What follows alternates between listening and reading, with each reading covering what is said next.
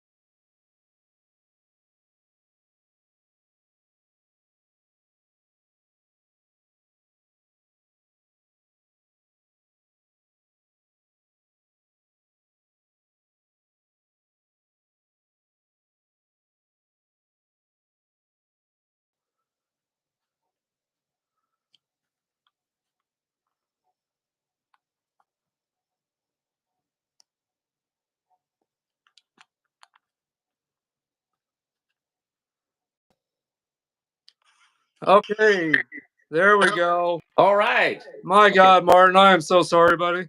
Don't be sorry. But now this is a new link, right? So if we want to share Yeah. that, okay. All right. Well, we're rolling now then. Shoot. Okay. Before we go any further, what's the new link? What's that? I'm sorry, Martin. Before we move any further, what's the new link? Because we probably have to uh, share the new link with people. Actually, the link doesn't need it. Everyone that chimes in, as long as they're a member of my channel, they can get right on.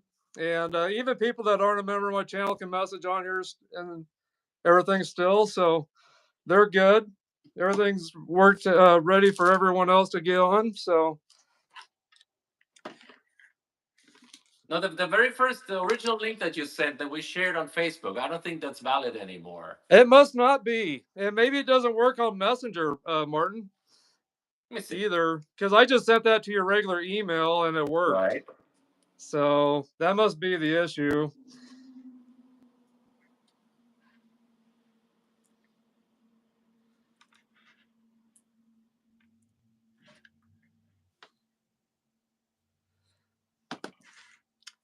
So anyway, but yeah, I'm glad we're finally able to do this. And I'm sorry that things started out rough here. So There we go. I got the link. okay.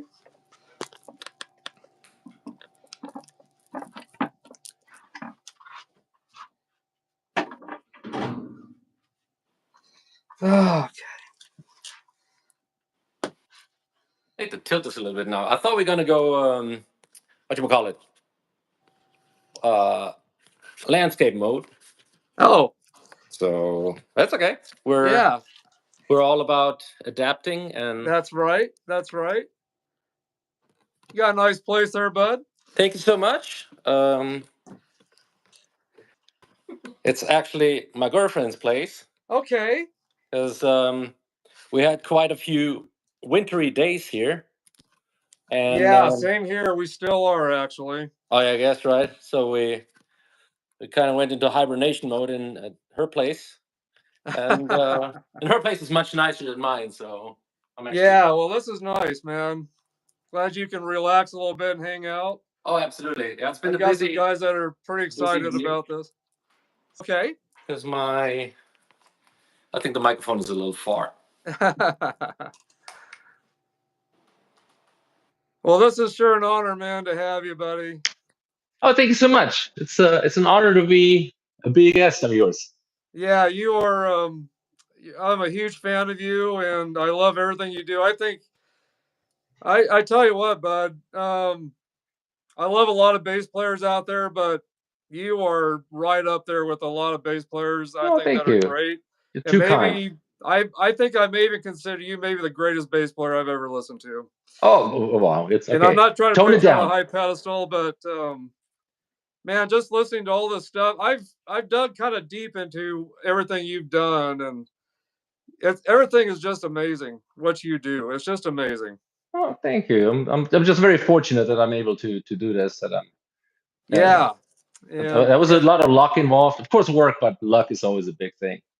right. Well, you obviously were at the right place at the right times in your life. That's true. That's absolutely. I say that. I know a lot of Often. it works that way too. But gosh, man, how's your family doing and everyone doing? Oh, everybody's doing great. So last year we were touring a lot with Accept in Europe, and that's always a great opportunity for me to see Yeah, my family. So it's it's just in this very lucky position that I can fly to Germany and see a lot of. I've spent a lot of time with my family and friends that I still have over yeah, there. right. So it's always good to go home and have a family time and then have somebody else pay for it. Sure. And yeah, that's the great thing about your position, definitely. Gosh. I like your shirt, by the way. Well, I got this at the concert, man, I when we know. came and saw you guys. In Denver. Yes, in Uh, Denver. Yeah. And yeah, I man, that was a great show. The only thing I was disappointed with is that you never came and walked in front of us. oh, you were on basically the right side. We were kind of front row center almost. Okay. But we got a good view of you, though. I mean, me and my buddy Jacob, and that was really cool because I met a guy at that show before the show started. I met a gentleman that's from Rapid City, South Dakota, Mm-hmm. and I'm here in Kimball, Nebraska, just in case you didn't know that. So I knew in welcome to Nebraska. Nebraska. I haven't really seen much of that state. I Yeah, remember. well, you're not missing much where I'm at, but we met and we hit it off immediately. And he does podcasts as well, and he's into cigars as well. We're almost into the same things, but we hit it off immediately at that concert, hung out, and we've still been the greatest of friends. And we've done some podcasts together too. And but he's on here right now, and he's excited to be here. And he told me to tell you hello. I don't know if you probably can't see some of the messages coming through, but I actually have my laptop here, so I can actually. okay. Okay. But yeah, Jake, not from State Farm. Yeah, Jake, not from State Farm. Yep. That's awesome. So anyway, he's a huge fan of you as well. Oh, awesome. And hey, Jake.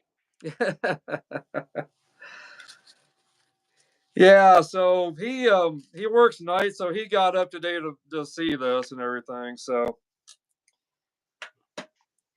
anyway, how do you start your day out each day? I know you do other stuff on the side when you're not on tour, but how do you start your day out each day when you're off tour? Do you have days where coffee, you just kind of coffee usually? Yeah. By the way, I've got my coffee here, so cheers. Oh wait, yeah, I can do the same thing. So thank you, man. Only the best, by the way. What are you Courtesy drinking? of Waffle House. Oh, right on. Okay. I'm drinking Bones Coffee Highland Grog. Okay, I don't even know right now. It's a Keurig, so I don't know exactly what it is. They got it in Keurig too, but I brewed mine today. But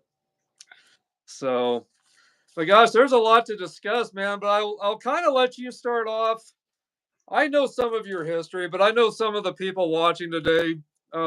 You've got kind of a new audience here today, and they probably don't know a lot about some of your past. So maybe you can kind of discuss a little bit about your upbringing and how you got into music and how that all started with you. Okay. Well, as you can probably hear or guess, I am originally from Germany. I grew up in Germany. I'm the younger of two brothers. My brother is 6 years older. He was a huge influence in me musically, as a human in general, but musically he was very much into rock and back then there's a lot of British rock like Judas Priest, Iron Maiden, Black Sabbath, that kind of stuff. And Our parents are not necessarily musical. So the blue collar workers. My dad's a retired truck driver. My mom's a housekeeper. And but for some reason, my brother and I both had the urge to learn musical instruments. He started learning organ and keyboards, and I had that urge to play guitar. So I nagged my parents for a while to buy me a guitar. And then when I was 8, I finally wore them down enough that my dad would take me to a music store and we would buy me like a cheap nylon string guitar. And I dabbled around with that for a little bit. When I was 10, I bought an electric guitar, and which my brother played more than me, which was always a little bit of a reason for a dispute because I Yeah. wanted to play guitar and he would have it.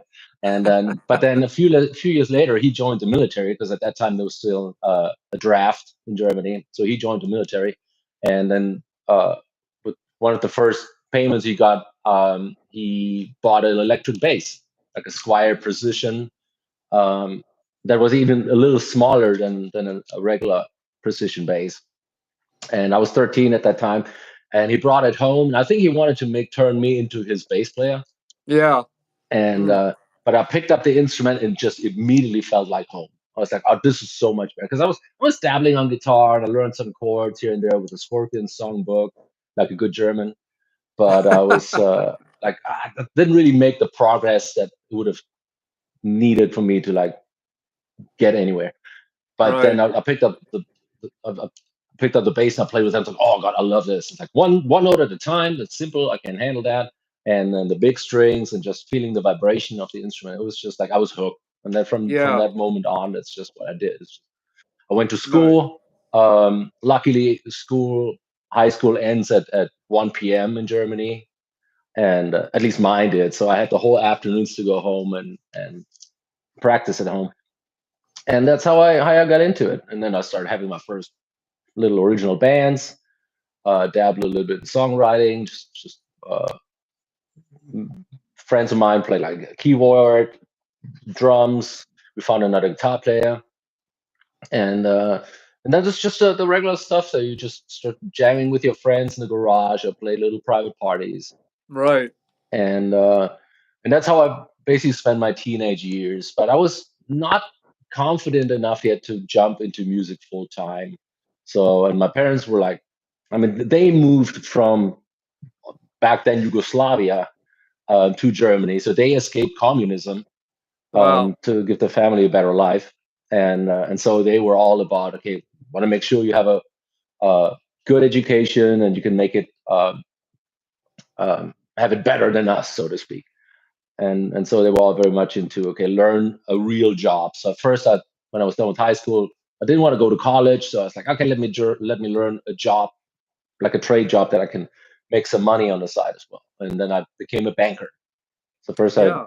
worked at a bank, did that for a while, but then that got old, and so I quit. But then I did end up going to college, and I signed up for a business school. And so I was going that route, kind of like to keep my parents calm and okay, the boy is still on track. But on the side, I was on the other side, I was always playing gigs and joined different bands and started getting into recording. Started doing the first studio jobs, and then after a while, um, let's say I graduated, so I do have an MBA. For what that's worth, it's my most expensive wall art that I have. That's what I call it. And Right on. but then that's when I was like, okay, now if I don't focus on music now, it's never going to happen. And that's when I Yeah. decided to go and go full throttle. And so at that time I had moved to Munich. I tried a bigger city. I hoped there were more opportunities. Didn't really pan out. And then I thought, you know what? Let me just be completely bold and go to Los Angeles. Just go there for 3 months, take a bass guitar, some clothes, and just see what happens. If I can meet some people and make some connections, and let's see if there's even a chance for me. And I was very lucky. A couple of years before, I made my first solo album, Bass Invader, and that had Greg Yeah. Bissonette on drums, which like he played with David Lee Roth, Now he plays with Ringo Starr. Yeah. Played with tons of uh, studio albums, and he played with Toto. Basically replaced Jeff Porcaro after he passed away. And I forgot about that. Yeah, for like a brief moment, because we need somebody. We're on tour, and so when I took that step and went to Los Angeles, I contacted Greg and said, "Do you have some pointers where I could go?" And then he actually hooked me up with some gigs. His brother Matt, who's a fantastic bass player himself, he gave me some connections, and so it just looked very promising to maybe really pursue being in the United States. And that was always my dream. So it's like for decades I had dreamed about going to America, and specifically Los Angeles, because that's at that time where my favorite music came from. I'm actually a big guitar shredder fan, so Steve Vai and Joe Satriani, Paul Gilbert, Mr. Big's my favorite band, and they were all talking about going to LA, and that was their big break, and so that's what I was like, let me try that. Right. And so, yeah, I went there for 3 months. That's when my visa expired. I had to go back.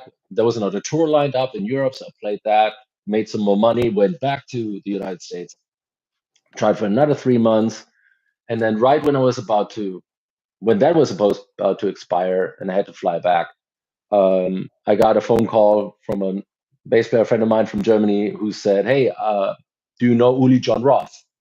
I was like, not personally, but I know he was the guitar player in the Scorpions, and of course, big legendary guitar player. He's like, "Yeah, he needs a bass player for his upcoming American tour. Would you do it?" And I was like, "I would love to, but I don't have the official visa to actually work." Because when I was there the first couple of times, I was just jamming. I didn't make any money. I didn't work. So it was just for me to scope it out. But I said, if I want to do it right, I need the proper visas. I can do this. And it's like, okay, we'll take care of that. And that's how I got my first artist visa, that I was able to actually work as a musician in the States. Wow. And that was one of those examples at the right place, right time, that I just happened to be there. And so that's how my first actual real American tour happened with Uli, and I made a lot of connections through that, and that's how I was able to stay and actually work in the United States. And that's very cool. Yeah, and that was a big dream come true for me, because that's what I always thought of. That'd be awesome to do that one day. Right. And, I'll say this looks familiar, doesn't it? It does. Yeah, it does. Absolutely. Well, I know that was kind of the first thing that you kind of caught on to was Billy Sheehan on the Eat 'Em a Smile album. Record, exactly. Yeah, and that's one of my favorite albums as well. Yeah, how can you not love that it? album? Yeah. And I'm a big Billy Sheehan fan as well, and I know Jake over in South Dakota is as well, but I always wanted to be like Billy Sheehan too when I was younger. Yeah. I ended up taking to the drums. I've been a percussionist drummer all my life. Okay. And I was actually in the music business for a little bit at one time back in Miami, Florida. I did some work down there for a little while. Took off after high school, went down there, and my family was I had a good family overall, but my dad, he's not alive anymore. Rest in peace, Dad. But sorry, he was very tough to be around. He was a railroader. He was a musician too. Never got to really fulfill the dreams as a musician he wanted to, since he had a family to take care of. He decided to stick with railroading, and so when he was home, he was very tough to be around. He was just an angry person. And when I graduated from high school, I decided I wanted to get as far away as I could and go adventure off and, make my way in life a little bit. And so I decided to go to Miami, Florida. I went to a school called Career Institutes of America. It was advertised on MTV a lot. And talked to a gentleman, Walter McQuaid was his name. Talked to him for about a year and decided to go. So he kind of got me into the school and got me on my feet down there. And that's awesome. And so I did that for a little while. And then I ended up coming back this way. But I got really, it just wasn't an area that I decided I wanted to stay in. But But I don't know if you ever heard of Expose from the 80s. I have not. Okay, well, they were kind of big on the top 40 with Casey Kasem and all that, so I got to travel with them for a little bit. Oh, that's cool. Worked with as a drummer. I did. I did roadie work for him actually. Okay. I traveled and did roadie work for him. So I did drum tech. Mm-hmm. And then you know Striper, of course, don't you? Of course. Yeah. So I worked with those guys on their Against the Law tour. And, I love that album. Trickster. What's that? I love that album. Yeah, I do too. One of my favorites. Yeah. And so we've been friends ever since. Me and those guys, we stay in touch off and on. And anytime they're in the area, I go see them and get to hang out with them a little bit. Dave Rose, our manager, always allows me to kind of hang out with them a little bit and stuff. So nice. So you probably didn't know I had any history and background of that a little bit. So, but yeah, I've been a big drummer. I mean, that's what I really took to was drums. I dabbled with bass and stuff like that and guitar for a little bit. My dad played guitar and sang a lot. Right. As much as he could, he would do that. But so I ended up taking to the drums after I heard Peter Criss from Kiss. Oh yeah, of course. That was and the but a kid I started hanging out with. He introduced me to this. That's the album that changed my life, right there. Okay, yeah. I mean, we have two huge Kiss heads in our band. Christopher, our drummer. We have two huge Kiss heads in our band. Do you? So yeah. Christopher Williams, our drummer, and Philip Schaus, a third guitar player or one of the three guitar players. Okay. They actually played with Gene Simmons and Ace Frehley. They toured with them. So yeah, isn't the let's see here. Isn't it Christopher Williams that played with them? Exactly. Yeah. On the your guys' drummer. Yeah, he's the one that played with Ace Frehley and Gene Simmons. So yeah, I heard I saw that he had done that. And how long was he with those guys? Do you know? I know that Philip did it until just recently, a couple of years ago. Mostly with Ace Frehley. I think Christopher did it. I think he stopped doing it even before I joined Accept in 2019. Okay, so it's been a little bit. Yeah. Well, what's so how did the whole Accept thing happen? That's another example for a right place, right time. So my journey in the United States was first being in LA for a couple of years, then I went to Vegas for 6 years, played around Vegas. Then I got an offer to go play on cruise ships. Yeah. And that's why I know Miami a little bit, because the port of Miami had been my home base for a while. Okay. And I'd done that for about 4 years. But I was like, be a cruise ship musician. I could have stayed in Germany to do that because they fly you in from all over the world. Sure. I was like, yeah, I wanna do something else. And then my best friend lives right outside Nashville, and he suggested, hey, you should give Nashville a try. Everybody's moving here, and I had been here 20 years ago already. Okay. And I was like, yeah, I wouldn't be able to hang like back then. It was very, very country. Still, the country music was the predominant genre, and I had or still have huge respect for them, the way they play, but it's almost like they speak a different language. And I was like, I wouldn't be able to hang with them. But they told me, so my buddy told me, you should give it a try, and it's way more rock and roll now. And so I'm like, okay, let me give this a try. So came to Nashville. You contacted Wolf Hoffman, I'm guessing. So here's what happens. I was here 2018, starting to get my toes wet a little bit, and then all of a sudden, a good friend of mine from California calls me. He was the guitar tech for Uli John Roth on the tour we did back then, and we stayed friends ever since. So his name's Jimmy Palmer, and so Jimmy calls me up and says, "Hey, dude," and he's a huge Judas Priest and Accept fan, and he's like, and Accept was not really.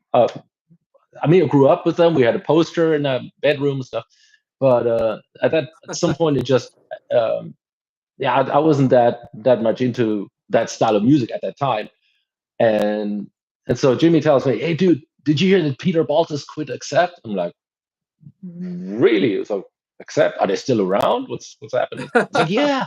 And you know what? Oh, The Wolf lives in Nashville, and the drummer, and Christopher. I'm like, oh, okay, I didn't know. And he goes, "Yeah, man, you'd be the perfect man for the job." And I just busted out wow. laughing, because I was Wow. like, dude, yeah, of course. I mean, they're just waiting for me. And I was like a little cruise ship musician just going, "Ooh, I'm gonna do next." Oh And God. they was like, "No, dude, just imagine you're German, but you're in Nashville, and uh, Wolf loves Uli, and you play the music." And I'm like, so you started planting a seed, and I was like, oh, why not? Okay, let me give it a try. So I look it up first. I looked up if it's true that he really quit, and then I saw that Peter basically went public on Twitter, I think, and said, "Okay, I'm done and I'm moving on." Said it was that surprised me actually because I expected some sort of a announcement from the management or something. And that's how it usually is. And the fact that he just went out by himself and just broadcasted that was unusual. But I was like, I don't know what's going on. And I was like, okay, well then let me find out if there's maybe a contact information on the website. So go on acceptworldwide.com, and then it's like management, an email, and I'm like, screw it, let me just give it a try. So I formulated an email in German, and I said, well, I just heard that Peter decided to quit the band. I'm very sorry to hear that. Um, I don't know what you guys' plans are, but if you decide to continue, I would love to have the opportunity to audition. And then I gave him some credits, who I played with, and then links to photos and videos and all that stuff. Wow. So I packed it all in, and then so I sent it out, and then I was like, okay, that's that. That's the last time I'll think about that. Wow. And Jacob wanted me to tell you that the Too Mean to Die album was a big influence on him. It got him through a oh, lot for of real, that's crap. awesome. Yeah, And that is that's a great album. thank you. Yeah, it's I'm very proud of that too, because I Yeah, mean, it's no, the first album I was taking yeah. part of, and that I wrote some music and lyrics on that. So So you did write some music for Too Mean to Die as well. I know you I said you did did. on Humanoid. Yeah, and What Humanoid, I songs wrote were you? mostly lyrics Yeah, on To Mean to Die. I had music also for No One's Master, No One's Slave, and Sucks to Be You. That's basically those were ideas I came up with, and nice. I was actually surprised that Wolf invited me to introduce ideas because with a lot of prior bands that I had joined that were already established and had some sort of internal structure, usually the band leaders write the songs and they don't want anyone else meddling with it. I don't know if it's an ego thing or if it's a money thing because then you have to split royalties. And so I'm kind of used to that. And so when I was like, I'm going to join Accept, and it's going to be the same thing. And then when Wolf told me, hey, if you have any song ideas, give them to me. That's great. I was surprised and impressed. And then I thought, it makes total sense because a good song is a good song. And if it Right, helps the band, it helps everybody. And if it's a shitty song, well, then he'll say, yeah, nice try. right. And that's it. But just to finish the song, so I sent off that email, and it took a few weeks, and then at one point I get an email from Wolf Hoffman, like in the middle of the night, like at midnight or something. They said, "Hey, are you available to talk tomorrow?" Of course, call me anytime. And so he calls me up, and then we start chatting, and then it was really cool because he was like, "Why don't you just come by with jam, just you and I?" Um, it's more about to see how we vibe because I've seen your videos, and I know you can play. It's really just like, and I thought it was really cool because I mean that's a big thing of being in a band and traveling together is how do you get along? It's Right, almost more important than how you play, right. and so that was really cool. And it's like, yeah, we'll know that in 5 minutes. And so next day I drove to his house, walked in, and then we ended up talking and jamming for like over 2 hours. Wow. So we clicked right away, and then first he asked me about my Vita and what I've done, and then I was like, oh, what are you practicing right now? So I was like, I just made a video of a song by Extreme that I had just posted. Cupid's Dead, and it has this unison guitar bass solo that I was. So I showed it that a little bit, and of course he picked it up like it was nothing, asshole. Wow. And and so just the energy was just great. And then of course the night before I had played balls to the wall in the early 90s with cover bands, but it had been a while, so I refreshed That's that, and so that's my we did favorite some, song still to this day. and it's awesome. Every night, I mean, every show we played, and people had asked me, "Do you ever get tired of playing that song?" And I was like, "You should ask Wolf. He's been playing it for 40 years every night." Yeah, But right. but no, it's Oh, what makes it even better is just the reaction of the people yeah. when you see how they get into it. And he just, as soon as Wolf starts playing the riff, just everybody gets such a Oh, boost of energy one more time, and it's yeah. just so fun to see how people react Right. and just Jacob love wanted it. me to tell you that your videos on YouTube have really helped him, and I really enjoy them too, Martin. And I'm I like actually the looking at maybe picking up the bass again. I used to dabble with it, but I'm looking at okay. picking up the bass again just because of what I've seen with you. And but I wanted to tell you when we saw you in Denver, um, it just seemed like you guys were all just having such a great time with each other. It seems like you guys have a great rapport with each other. It seems like you guys have a lot of respect for each other. It's almost like a family to you guys. Just the way you guys were on stage, you guys just, I mean, you guys did everything so well together. You guys were all smiling and just having a great time. And so I'm getting I guess I'm seeing that you guys just really enjoy each other. I'm thinking. Yeah, And absolutely. It's a really tight knit family, and with absolutely everybody has huge respect for each other, because I think it's musically on a very high level. Um, we also played enough by now together, especially last year. We played almost 100 shows last year. yeah, Um, and so it really became sort of a well-oiled machine where you just go on and you know exactly. Wolf did a really good job over the years to streamline the system. I mean, most of us, except for Mark the singer, everybody's on in-ears, so we have a very controlled sound. yeah. Okay. We hardly ever worry about like technical issues, like bad sound or equipment crapping out, or That's great. it's so that the technical side is pretty much taken care of, so you can really focus on the performance. And with the performances also, we've played it enough that we're at the point where like, okay, we know what we're doing. But on the other side, because we have such a controlled listening environment, um, we know that Wolf basically notices every mistake, and Sure. and so we all do our very best to perform on a high level. But because everybody's is doing their best, it lifts everybody up, and it's just really enjoyable to play with a bunch of people who all give their best. Yeah. And me, for instance, I wanted to say that earlier because you said you're a drummer. For me as a bass player, the drummer is my best friend, Yeah. and the Yes. drummer Absolutely. makes and breaks a band. That's And right. I'm just very lucky to have with Christopher, who just have such a monster on drums, who is just, yeah, he's literally like a machine. Yeah, he uh, sure is. and so it's just, he makes it extremely easy to play with him and lock in and play very precise. And then the guitar player, of course, they're all nailing every part, so it's just it it it's fun for us listening to the music that comes out of it. Yeah. And that's always been such a big motivator for me to just sound as good as possible. That's why I admire like Billy Sheehan and Steve Vinos, that they were just incredible musicians, but they're still having fun on stage, and Right. that's what I aim to, how to strive to be myself. Right. Right. Well, I want to do one thing really quick. I want to throw out our first trivia question to see who will win something. Now, of course, we all know Billy Sheehan's a big influence on you, but there's three other bassists you told me about that are big influences on you as well.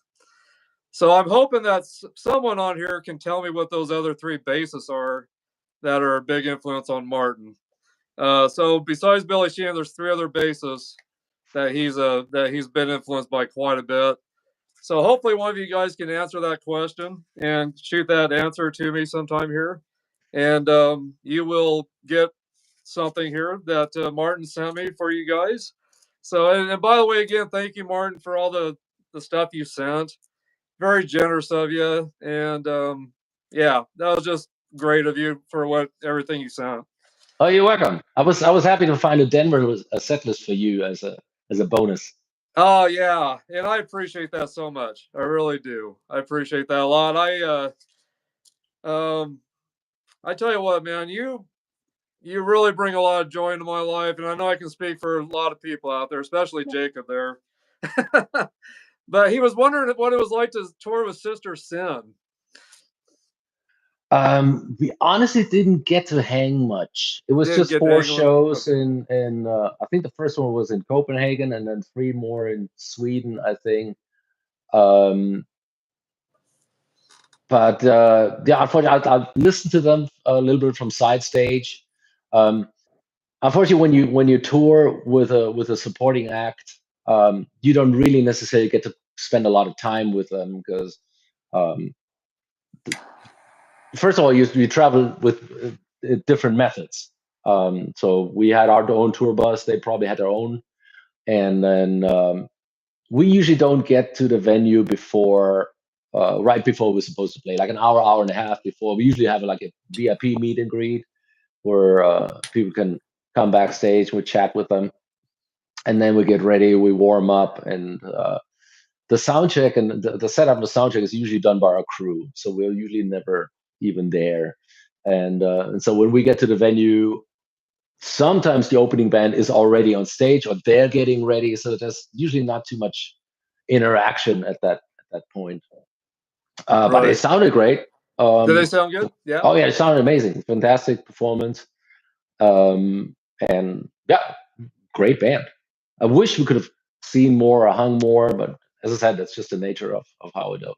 Yeah, that's right. When we were on tour with KK's Priest, the show that you saw as well, there was only one day where we were actually able to hang out with the other party, so to speak, and we had to organize that. And it was on a day off, and we said, okay, let's all the two tour managers got together and said, okay, we're gonna plan the routing so that we're gonna end up in the same city, book hotel rooms in the same hotel, and then let's go to a restaurant together and then hang. And that was basically the only time that we got to spend some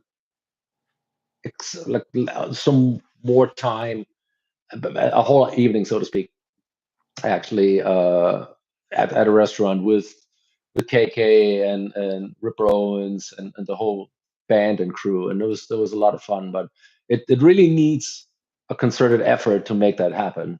Otherwise, both bands are so busy with their own way of make their own show work. But it's always a great time. That's good. Yeah, who are some other bands that you've toured with in the past that you really enjoyed touring with? So we just came off the road in Europe with Phil Campbell and the Bastard Sons. Okay. So Phil Campbell, who used to play in Motorhead, and for me, it was actually really cool because, as I told you, when I first moved to Los Angeles, I went to jam sessions, and there was this one jam session that happened every Sunday at the Cat Club, which I don't think is around anymore, but it's on the Sunset Strip, and there were basically rock stars who are not on tour right now. They would go there and jam. It was this really tiny club, and it's almost like people didn't even know about it. So it was never actually that as busy as you would expect it. But the Dizzy Reed from Guns N' Roses came there, and Wow. Billy Sheehan was there quite a bit, but then also Phil Campbell was there. And so I have a photo with Phil Campbell from February 2008. Okay. When I jammed with him, and now 17 years later, I went on tour with him. So that was pretty cool. That's pretty cool.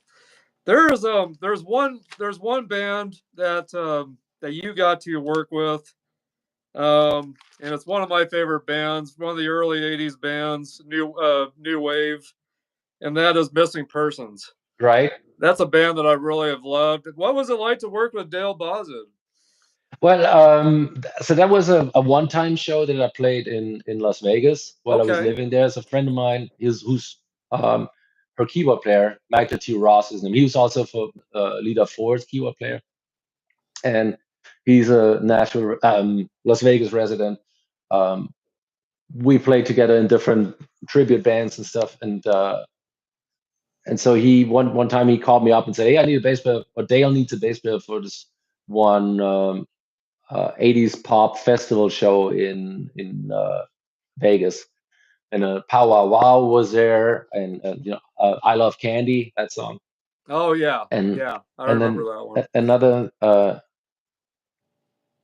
another band, forgot the name now, something Jezebel. You Oh, probably know okay. more. J-Lo's Jezebel. Exactly, that's the one. Yeah. Yeah, I knew you know. And then we played. So Dale Bosio's Missing Persons, and Nice. it was just cool because they were not that.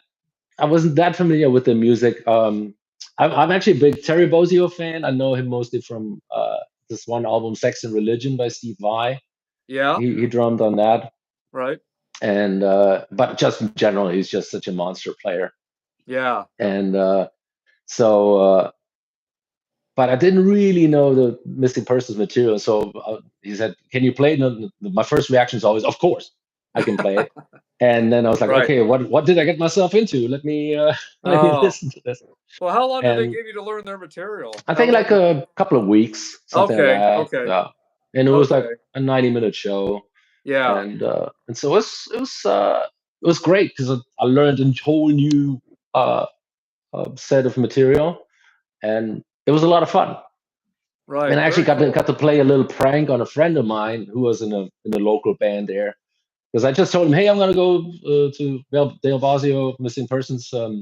You want to come?" And he was like, "I love Missing Persons. I'll come." And then so Nice. my friend comes to the show, and I was just hanging with him and just watching the show and blah blah. And then uh, we're about to start, so it's like, "Hey, I gotta leave real quick. I'll be right back." And he's like, Ah. "Oh, okay." And then go backstage, get my bass, and the show starts, and I go on stage, we start playing, and then I see my friend's face, just his jaw drop. And all of a sudden he sees me on stage. So I told him I'm gonna be there. I didn't tell him I'm gonna play the show. So that was Oh gosh. a fun little prank I was able to pull. But yeah, it was fun. I bet. Meeting those was interesting, and it was just a really good experience. Well, Jacob wanted to know what do you feel? How do you feel about Spectres and Warwicks? And what's a bass that you don't own yet that you would love to own? Oh, you mean Spectres and Warwicks? Yeah. Okay. Well, Spectre I call that's the original streamer. The Warwick streamer is this one of the main models that Warwick builds, and it's been modeled after the Spectre. Um, what's the model name actually? I had a Spectre once, so I love the shape. It's really ergonomical. I never had a Warwick per se, but now the bass that I play with Accept now is a Sadowski, and Yes. they are being built at the Warwick factory in Germany. Okay. How about that? And Wow. so that's because so there's Framus and Warwick are the two brands that come out of there or have been coming out of there. And Framus are the guitars that Wolf plays and all the guitar players in Accept play. And then when Warwick started building Sadowski, it was just a perfect combination because then all our instruments are coming from the same house. Right. Okay. And so that makes a lot of sense. Warwick basses are great. They're a little bit too kind of woody to me, if that makes any sense. Sure. They're just they're very natural. They're beautiful instruments. But it's like so many things. It's a matter of taste. Right. They're fantastic instruments, not perfectly for me, but the Sadowskis that they build are just perfect, and they fit me well, and they fit well into the band, and so that's amazing. A bass that I would like to have, honestly, I am looking for a bass that is as old as me. Ah. So my very first bass was a Squire Precision, Squire. so it belongs to Fender. But so what I would like to have at some point is a Fender Precision built in 1972. Oh, that'd be cool. That's Yeah. something that I might treat myself to at one point or another. But right now I have enough basses. I actually have more than I need, and so you can never have too many. You can, yeah. That's right. It's like women's shoes. Yeah, you got some nice basses. I've watched some of your some other podcasts you've been on. Bass players. Oh, I watched you on an interview. It was bassplayers.com, I think, where the gentleman that interviewed you, he's got a bass player site. Mm-hmm. And I'm trying to remember what he called it. I thought it was bassplayers.com. Okay. But he was saying on there, one of the things he had was "Let's jam" or something like that. I'm trying to remember who he was. Yeah. It was quite a while back. That was an interview. Yeah, I'm ringing a really tiny bell somewhere in the back of my head right now. Yeah, but you were showing him all the basses you had. Uh-huh. And this interview came out before Humanoid came out, so it was a little while back. Yeah. But I remember seeing some of your basses on that podcast. And now you play fretless bass too, right? I do. Yeah. What is that like to learn that? A fretless bass. Was that pretty tough to learn, or did that come naturally to you pretty well? Or no, it's definitely a skill you have to acquire. Luckily, I have those side dots on them. But my very first fretless bass I had was a Yamaha, like from the late '80s. Was like a typical active, too many knobs and electronics and stuff. But it had the fret lines on the fretboard itself. Okay. So that helped tremendously to know where to put my fingers. Sure. And so I had to look a lot where I put my hands. Right. Okay. And I don't know how classical musicians do it. I tried violin when I was in high school for a minute. It was just completely impossible. My girlfriend plays cello. I have no idea how she does it because it's like just a muscle memory. And if you just off just a bit by a fraction, it's you're out of tune. And right. And so for me, I need the visual at least at some point on the fretless at least. So the fretless that I play now, I have a Sadowski, and then I have another which is my good friend Jens Ritter from Germany. He's a custom builder. He's built me 3 instruments, and one of them is a fretless too. And luckily, he put the lines on top so I can look where to put my hands. And then at some point, I got an upright bass, so I played a jazz trio for a while, and I did the same thing. I had to put my finger there and pluck it, and then use a tuner to see, okay, where's the spot that I'm in tune, and then take a Sharpie and then mark it. And I did the basic for every note. So I'm not shy to admit that I cheat sometimes, but what's most important is how it sounds in the end. Absolutely. Well, you gotta do what you gotta do to make it sound great, like you said. Exactly. Those are not my main instruments, so I don't practice. I play them every day, so you just have to work with what you have and make it work somehow. If you're doing something with your instrument to make it better and make it sound great, I don't see how it's cheating. I really don't. I mean, everyone's got their own way of crafting their skill, and I mean, when I play drums and stuff, I do some things with my kit, to alter some of the sounds, and I really consider myself more of a percussionist than a drummer, because I really like to experiment with every piece of my kit. Every piece of it, I want to, I experiment with everything, and when it comes down to rim shots or whatever, there's a lot of things I like to experiment with. Totally. I like to do a lot of things with all the cymbals, whatever I can do to make things sound better, more interesting, and I'll do it. If I have to pad my heads a certain way to make them sound a certain way too, I'll do it. But no, I think you're amazing, Martin. Thank you. Man, I tell you what, you need to be talked about more out there in the industry. I don't think you're getting enough credit for what you do. I really don't. Thank you. I mean, bass players are not in the foreground, so that's always one of the things. But I feel blessed for how far I've come so far. I mean, Yeah, I'm you I'm really I'm have. basically completely self-taught when it comes to my instrument and music in general. Yeah. I just played a lot of shows. Probably played like close to by now probably like 6,000 gigs in my life, Wow. and so a lot of experience I got was just by doing it. And but I'm just glad that I've I took a couple of leaps of faith and was courageous enough sometimes. But I always felt like, you know what, I'll always land on my feet. I can always go back. And um, I've heard that the things that you'll probably regret the most in the end are going to be the things you haven't done. Yeah. Yeah. And I don't want to have that regret. Sure. And That's so yeah. I'm like, you rather try and fail and learn from it than sitting there and thinking, oh man, I should have. And I know it. And sadly to say, I have that.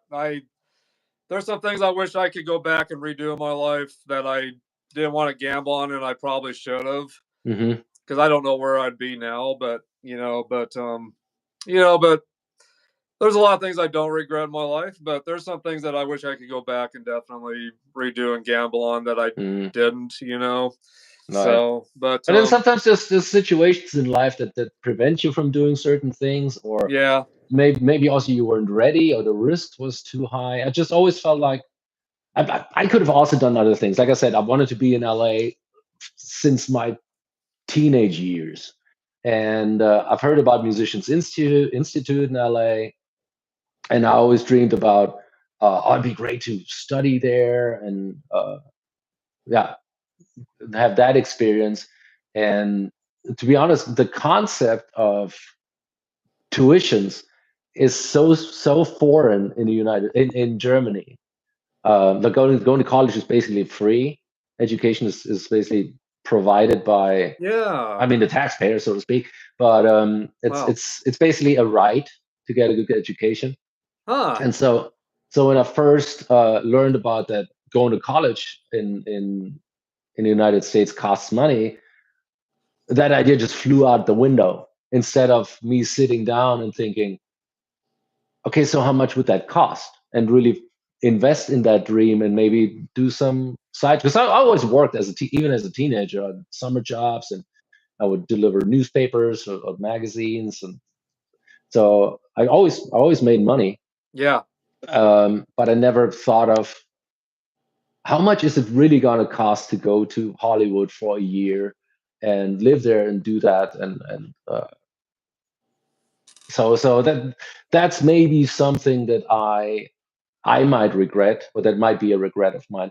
But on the other side, I didn't know better, and Sure. I didn't have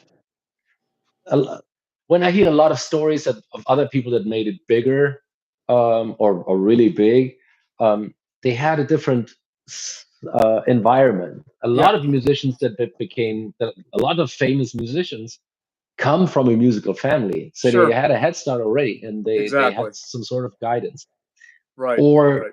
they ended up being finding a mentor that would tell them, you should do this, you should do that, be more encouraged and stuff.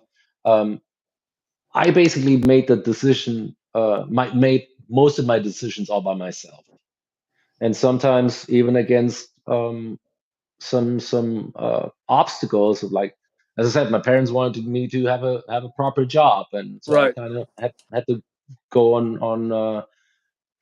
drive on two lanes for a while. Or I remember now ex-girlfriends who were not they were like, why do you need to be in two bands, or less than supportive, let's put it that way. And so I tried to maneuver those obstacles and still follow my dream. But it was like I was like in a rowing boat, and other people were like in a motorboat and just could head for the goal in a faster and straighter line. Sure.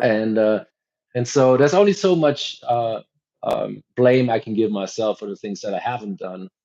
Um, I'm just honestly, I'm just happy where I am right now, Yeah. and everything that's coming from here, I feel is just gravy. Well, I think you're in a great place. I really do. Do you think you found your home with Accept, or is there other things you want to achieve in your life besides Accept? Or Right now, it definitely is a home. We still have a lot of plans. We have some great shows coming up this year. Japan, I know. We're going to Japan, and then it's also just been announced that we'll be playing 4 shows opening for Judas Priest. Yeah, I saw that. Yeah, And man, how does that feel? So that's another full circle moment for me because, as I told you earlier, so when we grow up, my brother and I shared a bedroom, and he hung up a concert poster when Judas Priest played in our hometown, Ludwigshafen, and it was that yellow. I don't know which tour it was, but it was like this yellow Judas Priest poster. Screaming for vengeance, I bet. I think that's what it was. No, was it? I'm not sure. But it said that opening band, Def Leppard, special guest, Accept. Man. And that was like in 1981 or something. Yeah. And now I'm bad at math. So and so many years later, we're opening for Judas Priest. It would have been even perfect if it had been in the same city, but that venue would be too small now for Priest. But so that's just amazing. But then also next year is Accept's 50th year anniversary. Yeah. And so we are going to release an anniversary album. Oh, that's great. And there's also going to be a tour. And, man, will you guys be back in Denver? I don't know yet what the details are. I know it's too early to tell, but I sure hope you guys will be. Oh, me too. I mean, I want to play everywhere. I always feel like we're leaving out so many places. And then you see the comments on, why are you not playing here then? Why are you not coming to Seattle? Why are you not playing in Atlanta? And I'm like, I don't know. Yeah, well, that's not really in your control, I know. So. Exactly, yeah. But wherever they want us, we go there and we play and we have a good time. Well, if you're in Denver, we'll be there. I tell you, we'll be there. Oh, absolutely. Let's have a cigar together. Absolutely, I would love that. I'll bring a really great cigar for you, and I'd be if you're gonna be at your residency there for a little bit, I'd be willing to send you a couple things. I'll send you my address. Well, I've already got it. Okay. Oh, that's true because I sent you some goodies. That's right. Yeah, but no, I'd be glad to send you something. Definitely. So, but what do you think the future is for Accept then? You guys got a pretty strong future ahead of you think? Well, for us, we want to, of course, go as long as possible. We just do our best, and I mean, the Mick Jagger is how old? 84, and he's man. Yes, and Mark was just and Mark has just been interviewed, and he said he sees no reason to stop. And I think as long as we're all having a good time and awesome people like you come to the shows, and well, thank you. Enjoy making and hearing good music together, I think we can do this for a while. I hope so, man. But I mean, there's always other stuff that I do as well. I mean, I do record a lot for other people. So either people send me songs directly to play on. I have this website, studiobasis.com, where people can basically people can hire me to play on their albums. Yeah. Then Nashville Music City is full of recording studios. I play around town, and then I'm always open for collaborations and new ideas. Great. I have been asked about another solo album. I was going to ask you about that.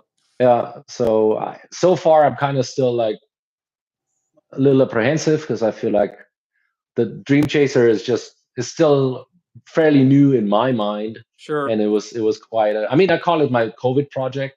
That's basically how it came to be. Right. Exactly. And I think both your solos are great albums. Oh, thank you so much. I set a really high bar, especially with the people that are on it. I mean, yeah, you did. Yeah, with Joe Satriani and Jennifer Batten and Frank Gambale and Bruce Kulick. Yeah, Bruce Kulick. Yeah. And the thing was, I just took advantage of the fact that during COVID, everybody was stuck at home. Right. It's usually very, very difficult to get players of that caliber to play, Right. because everybody's traveling or touring or working or not at home. So that was just, I took advantage of the opportunity. But I should definitely think about something, You should. doing something else. Well, they're pretty brilliant albums, and I'll tell you what, I really love the percussion on all your albums too. Besides the bass stuff, I really enjoyed the percussions. Yeah. With everyone that's been on those. Since I'm a Yeah, percussionist, I really love the drumming stuff on there too, along with your bass playing. Yeah, so. I was very particular about who I asked Yeah. to play on it. And then with Christopher, it's just, most people know him as this phenomenal monster metal drummer, but he's so proficient in so many different styles that he can basically play anything. Yeah. Then of course Greg, I had to ask him again to be in it. Yeah, Greg Messina, he's an amazing drummer. Man. He can also, he's the same. He can play anything. Anything. Yeah. Another friend of mine, Joe Babiak, was Michelangelo Badio's drummer for 15 years or so. And then, but when you say percussion, Walfredo Reyes Jr., he was Carlos Santana's percussionist. Right. And that says something. And then and now he plays with Chicago. Right. But he's the one who, he completely floored me with the tracks that he sent, because everything was recorded remotely. And the way it works, I finished my bass parts, and then I have rudimentary drum and percussion ideas going underneath, but they're basically just scratch tracks. I say, this is just to basically gave me a beat. You play this how you want this, play it like it was your album. Right. And then especially Wally, he went all out. He gave me his drum tracks, and then he just laid on percussion after percussion after percussion. And then when he sent it to me, it was just like, oh my God, you could not. I would have never gotten the idea of adding what he did, and it was just, and it's so authentic, because I mean he's Cuban, and it's just he's got this in his blood. Right. And so what those drummers brought to the music is that they lifted it on a completely new level. Oh, absolutely, I agree with you. Jacob wanted me to tell you he's got a Spectre Legend Classic V and a Spectre Ethos V installer. Eddie Jackson may have been a bit of an influence on me. The Warwicks may have been been moderated after the Ennis or Rebop. Let's see. That's a Spectre Legend Classic V. Eddie Jackson. Or he meant to say, let's see, Ethos and Interstellar. Let's see here. And he said the bass on the cover of Dream Chaser is amazing. He loves that was one of the three basses that my friend Jens Ritter built for me. That is a beautiful bass. Yeah, it's actually it's an interesting story. It started with the fretboard, and the fretboard was supposed to be on a 5-string bass, but then I don't know if you can see it, but it's got my name on it as an inlay on the 12th fret. It was kind of a gimmick that I wanted. And then I wanted it to be illuminated. And then we sent it off, and then the guy who does the LED installation said, yeah, you cannot illuminate that. It has to be one solid block. Huh. And so he made a new fretboard, put my name, basically inverted it, put a solid block in there, and then that could be illuminated. That's my other 5-string bass. That's my main workhorse, so to speak. And so I had this fretboard in my home in Munich for a few years, and then I was like, you know what? I would like to have a 6-string, but with the neck width of a 5-string, which means the strings are closer together, which makes it easier to play like chords or play like runs. It's just a more comfortable neck that you have in your hand. It's not so you don't have to spread your hand as wide. Wow. And then I presented the idea to Jens, and he was like, oh, I've never done that, but I'd be willing to try. And so he built this bass that's on the cover of my album out of that. Okay. And that's what that bass is. It's more like a solo instrument, and not so much. So I could never bring it to accept. Wolf be like, way too many strings, go home. And but I had it. I took this bass with me to one of the first NAMM shows I went to, that music convention in California, and we had it displayed at Jens's booth. And then at some point, yeah, I was walking around. And I walked back,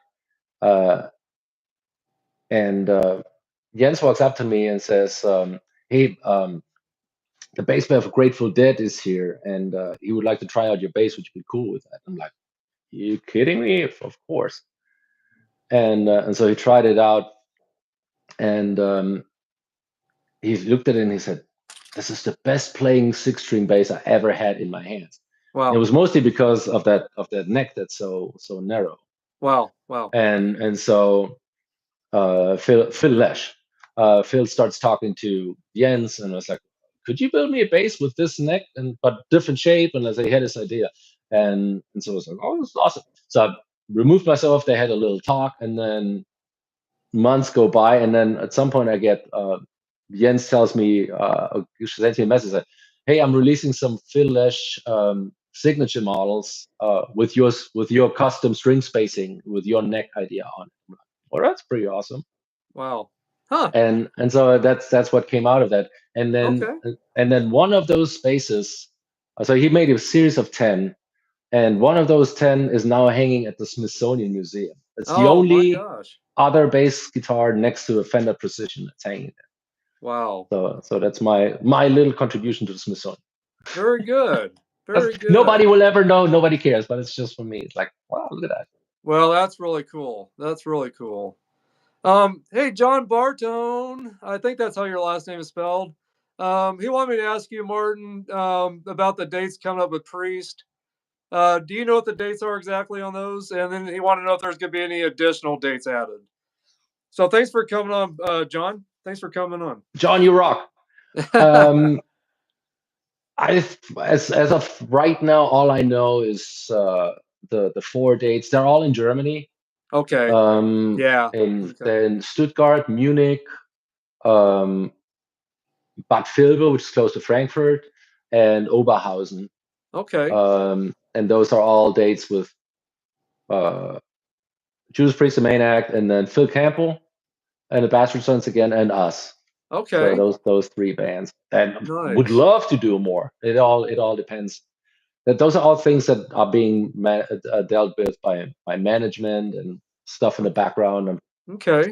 We usually hear of stuff once they're finalized or close to being finalized. Okay. That's all things that just happen behind the scenes. Nice.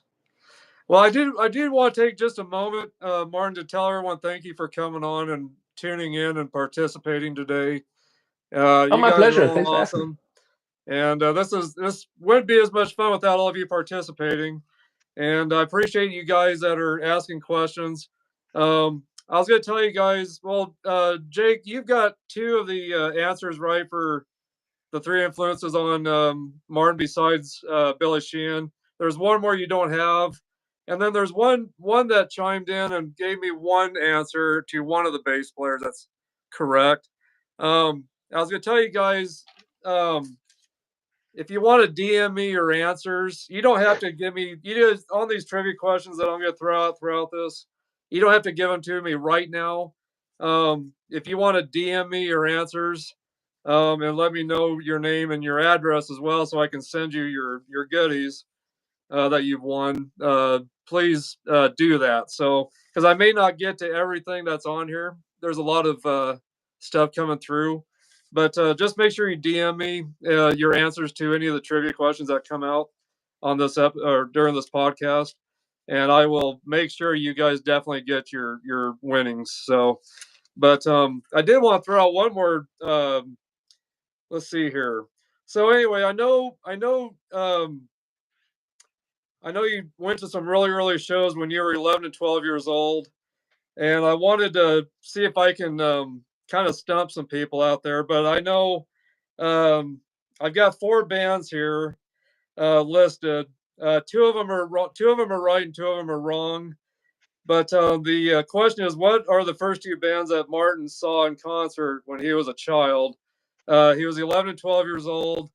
2 are correct and 2 are wrong on this list. But the first one is Queen, Black Sabbath, Deep Purple, Uriah Heep. Which of those 2 bands are correct and which 2 are not correct? That Martin first saw, which your older brother took you to these shows, which he's the one that produced your Dream Chasers album. Am I correct on that? That's right. Yeah. So my brother is a sound engineer in Frankfurt or the Frankfurt area, and he's got quite a list of people he's worked with. My gosh. Yeah, he was a little bit more streamlined in his career choice. He was quite early. He knew that he wanted to be a sound engineer, so he went to School of Audio Engineering in Frankfurt, and then did an internship at a recording studio while he was still studying, and they liked him so much that they said, "Hey, once you're done, once you graduate, you'll have a job right away." Wow. And so they took him in as assistant engineer and tape operator, and so that was back like in the 80s when you were still recording on 2-inch on multi-track tape and the big analog consoles and the racks of equipment and stuff. Wow. I mean, these days, you want to see my recording studio? It's this. Yeah, that's awesome. That's what people record entire albums on. Yeah. But he learned it like from the original, like cutting tape and bouncing tracks when you ran out of tracks and you have to mix them together and then basically bake them in, because then once you mix that, you're done. And wow. So he learned from, and I don't even recall everything. So he worked with Elton John, he worked with Roxette, U2, bunch of in sync. I think, yeah, exactly. Yeah. We tend to forget that. A bunch of German like national acts. Now he's doing more commercial movies, live stream, multimedia, a bunch of stuff. Okay. Yeah, so my thing is, as I said, because I am more self-taught in the whole musical realm, I'm not courageous enough to mix or master my own music or music in general. I learned enough to record a good quality track, which is important for what I do. And but then when it comes to like actually mixing it into a finished product, I let the experts handle that. And so wow. My brother is my person of choice, obviously. Right. Very good. And good. And if there's anybody who asks me for somebody who to mix their albums, he's always the guy who I recommend. Okay. Well, Freshana, I'm not sure where let me know where you're from, but you've got the correct answer on the last trivia question I just put out. Queen and Deep Purple. Those are the correct answers. You got it. Great job. So anyway, so I will you'll need to DM me your address and remind me of which answer you or which question you answered, and you'll be getting something pretty special in the mail. So yeah, so great job. So we got one person so far that's gotten a correct answer. That's great. So anyway, on that anniversary album you were talking about, Martin, do you think there will be a DVD with that or anything? Any concert stuff or any extras? We have some stuff that we recorded in the past. Because I know you said you guys record a thing that you do for each show. So I was. Well, we definitely record audio for each show. Okay. So each show is usually multi-tracked and even an audio would be cool. That is correct. Maybe there will be a live album. I'm not really sure what because we're still in the early stages. Sure. I saw Wolf a couple of days ago. I asked him how it's going. He said, "Well, he's in the middle of putting it all together." Okay. And making a plan, and I'm not that much into that organizational part of the band that I know Sure. how that's being Right. done. I So figured. But I thought you could put a little pressure on Wolf for me. Tell him Troy from Kimball, Nebraska wants some live audio with that anniversary album. we would definitely have enough material. That's for sure. Be great to have it. And there's also some live footage that we recorded. Maybe there's got to be something on there. There could also be a documentary.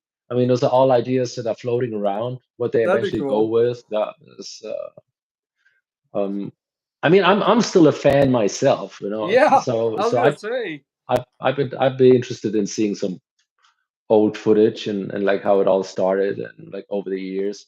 that's got to be mind blowing to be in a band that you've been a fan of. Yeah, it's And to still surreal be a fan sometimes. while you're playing with this band. That's just Yeah, gotta be mind blowing. I can't imagine. I mean, just like I told you, Striper, I worked with them back in '90 on the Against the Law tour, right. and I've been friends with those guys still to this day. And I mean, just me being around those guys, because I was a huge fan before I even got to work with them. Hmm. I was a huge fan of theirs from the beginning, Yeah. and my first concert, I was going to tell you, my first concert was the To Help the Devil concert with Striper. Right. Hammer's Rule was the band that opened up for me. That was at the Paramount Theater in Denver, Okay. and I worked my way up to the front of that show, and they all reached down and shook our hands before they walked off stage, and I told myself I'm going to work with these guys.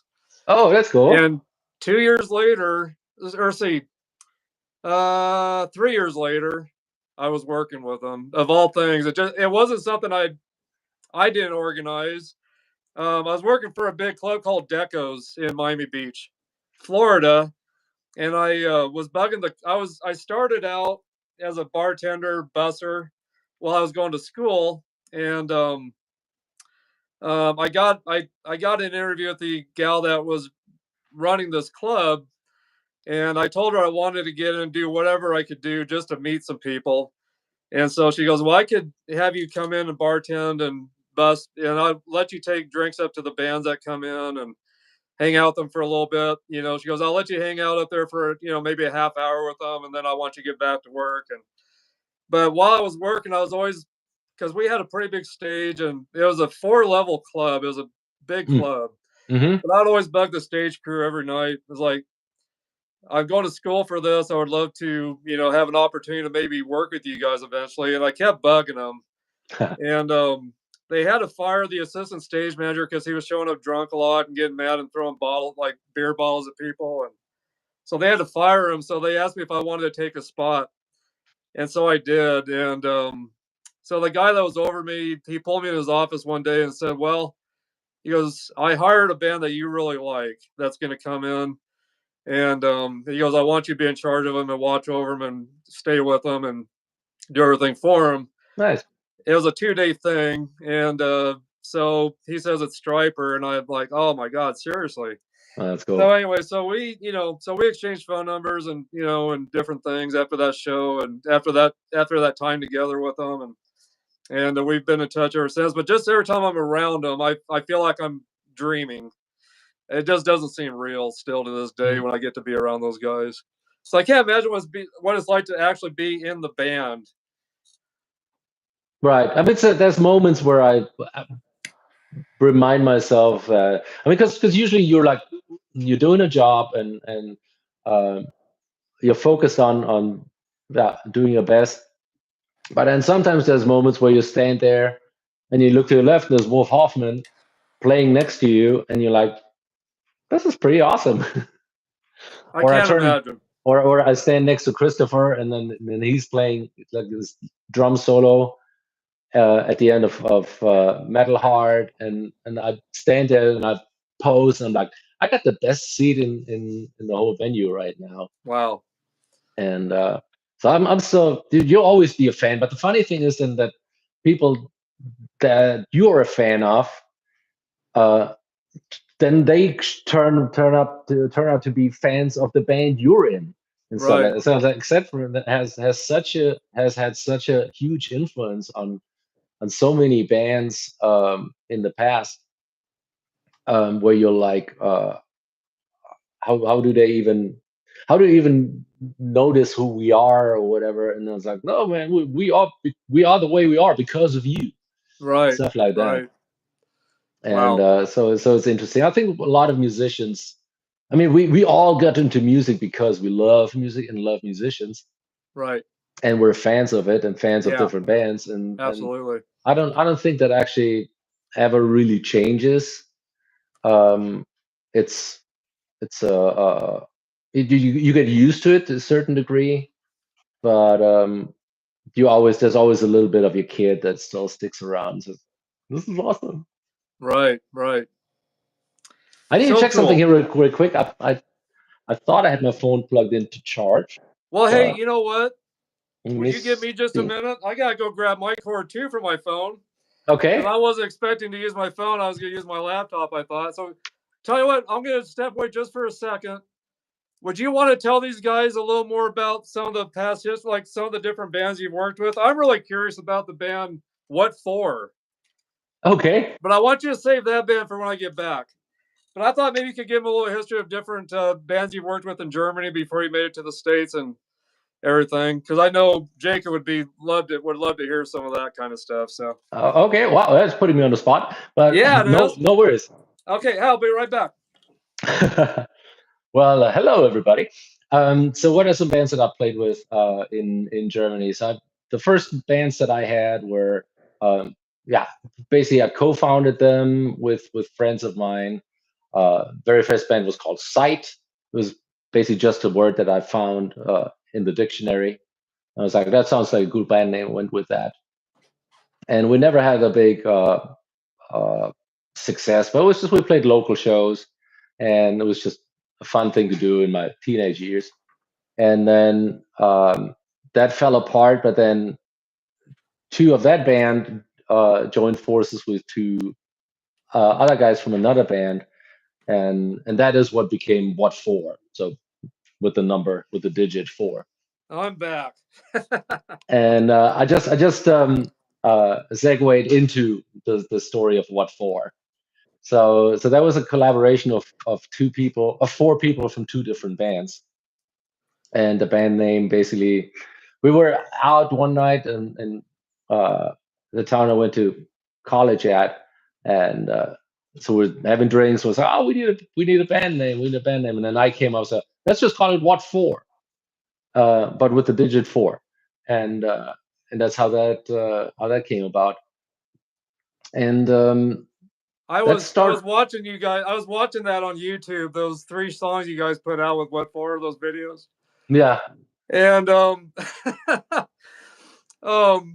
wasn't trying to laugh, but it didn't seem like your style of music really at the time. Yeah, but it became it was. So first it started out as a 90s cover band. So at that time it was like Matchbook 20, Candlebox, Collective Soul, Pearl Jam, Chili Peppers. That was like the music of the time, and it was more the singer's choice which songs we sang, because he kind of has that Eddie Vedder kind of sound in his voice. Yeah, I was gonna say I thought so too. I kind of thought so too. Yeah. And so we started playing those songs, but then after a while we said, hey, he said he has some songs, and then I wrote some songs, and then we released a little EP just to see where it goes. And then we played a lot in the area where I'm from, like Mannheim, Heidelberg, that bar scene. And it just we started developing a little bit of a fan base. Then at some point we said, all right, let's make a real album. So we made a full-length record, again with a similar wordplay forward. Okay. FOUR, and should call it foreplay, actually. I think about it.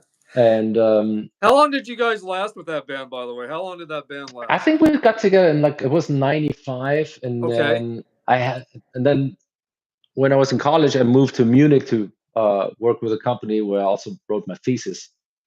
Oh, and wow. So my problem was that on the one side, I was then like 3 hours away. On the other side is I started working at this TV station, and I was able to plug one of our songs with the music director there in the company, and so we ended up getting one song on national TV. And then all of a sudden, like newspapers got interested in us, and we had got some write-ups. A record company actually contacted us. We played some bigger festivals, and that was like the moment where it's like, okay, we need to do something. We need to propel this. Now we have to. Now the iron is hot, basically. And but we weren't kind of all on the same page how much effort we wanted to put in. The guitar player had just become, he was just a new dad, and so he was more like family focused. We had some issues with the drummer. We had to find a different drummer, and it was just the momentum was not. We didn't take advantage of that, and then it kind of like fell apart. And then the distance became a problem, and then I was like, oh, you know what, this is not gonna happen. So it just, the band dissolved, and it was kind of unfortunate because I liked the music. It might not be exactly my style, even though it was definitely different. It's but I am kind of like a music chameleon. I mean, I play jazz, I play country, pop, funk, lots of different styles. That's the problem now. People right now pigeonhole me a little bit into the metal guy, but I'm actually more of a fusion, definitely rock, but more versatility. Yeah. I love playing accept, and I love the energy when we perform, but I also like the more advanced technical stuff. And I can see that through your albums. Yeah, and that's more my outlet for that. Yeah. Exactly. Right. Jessica Vest, she's got a lot of bass players. Hey, Jessica. That she was wondering, she put down for your influences, and she's got a lot of bass players down, but she does have the 3 correct. So Jessica Vest, you got Geddy Lee down, John Entwistle, and you got Jaco Pastorius down. So you did get that answer right as well. So make sure you DM me and let me know what your address is so I can get out something to you as well. So great job. So got 2. I mean, I know Jessica, but I didn't know she was so well versed in the bass player world. So well, how do you know Jessica Vest? Personally. Oh, okay. She's a good friend of my girlfriend, but I didn't know that she was gonna be so educated. Well, how about that? Very cool. Very cool. And where's she from? In Nashville. Where's she from? I don't know that. But okay. In the Nashville area. I was talking to a guy last night. I was kind of doing a kind of a kickoff pre-show for this today, and had some guys on last night. And one guy's name is Willem, which he's working today, so he couldn't be on, but he lives in Nashville. Okay. He works in a grocery store. He's a cashier, I think is what he said. And he said he sold a 6-pack of beer to Robert Plant when he was down there working on an album with Aleister Krauss. That's right. Yeah, he was here. Oh, that's awesome. Yeah. What's that? That is awesome. So I mean, you probably recognize him. I saw some pictures that people would post on Nashville Facebook pages when they saw him walking around Broadway. Yeah. So I thought that was kind of cool. That is awesome. Story. I can't imagine what that'd be like to have Robert Plant walk into your store and put a 6-pack of beer up on your counter. And right. My gosh. Hey, the man has to drink too. So. Well, yeah, I guess so. How's your coffee doing? Is it getting cold? The coffee is probably already cold, but mine is too, still tasting good. So. I could probably slowly switch over to some rum. Oh my gosh, I got some down here. I wish I could hand some to you right now or something. I got some down here. Let me just check my connection one more time. I'm not sure if I fixed the phone charging. Let me see. I just learned a trick to turn the camera around, apparently. There you go. Nice. But still, I'm not sure if